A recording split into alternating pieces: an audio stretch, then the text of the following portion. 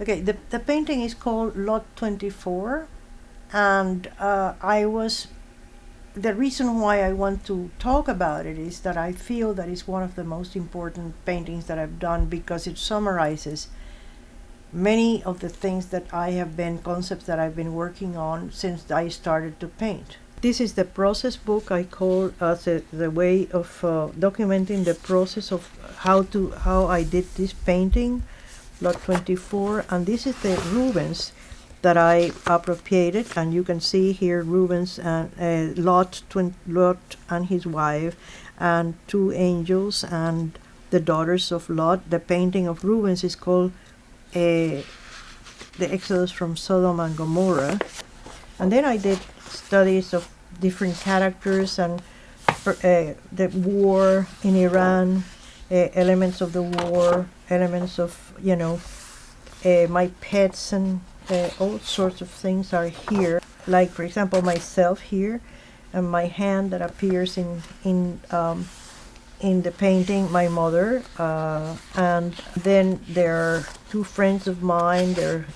This is a quote from Delacroix, and here my dogs and all sorts of things. Here is a study of one of my friends that was a study of her face to get her depiction in the painting. And here is the landscape that I saw in Switzerland that is represented in the painting, and the friend that I had in Switzerland. It's a translation, it's an appropriation of a Rubens painting that was in two museums of Florida, the Bass and the Ringling Museum.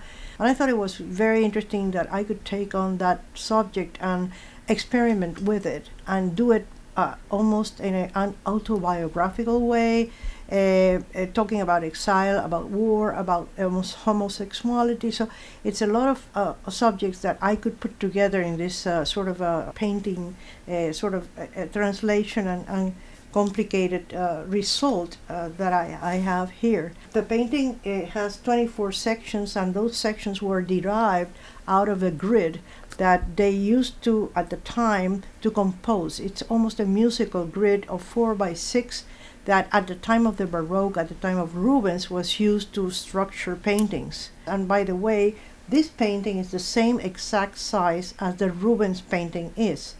Yeah. This is the painting of Rubens, and you see I tried the 3x4 grid here. Mm-hmm. A division of 3x4, and I decided to go with a 4x6 because I read that was more what he used. And I researched this, You see here, as I am trying to figure out the proportions of my painting based on the grid, the 4x6. And that's why the painting is divided.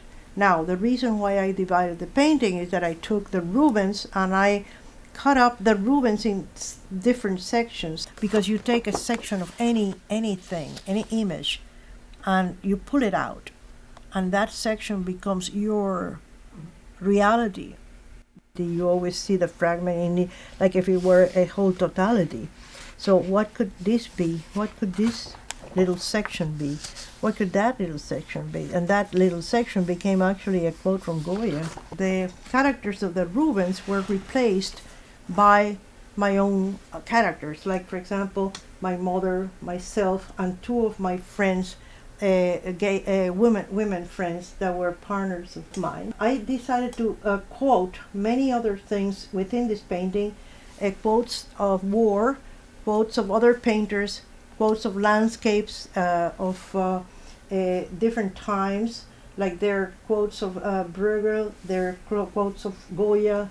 I mixed the landscapes, there is a mixture of still lifes, there is a mixture of figurative, of course, the portrait, and at the end there is this level of commentary of exile, and you see all these it's the feet like running towards kind of abyss, the commentary on also the wet foot and the dry foot that had to do with a law that protected Cuban migrants when they entered the country.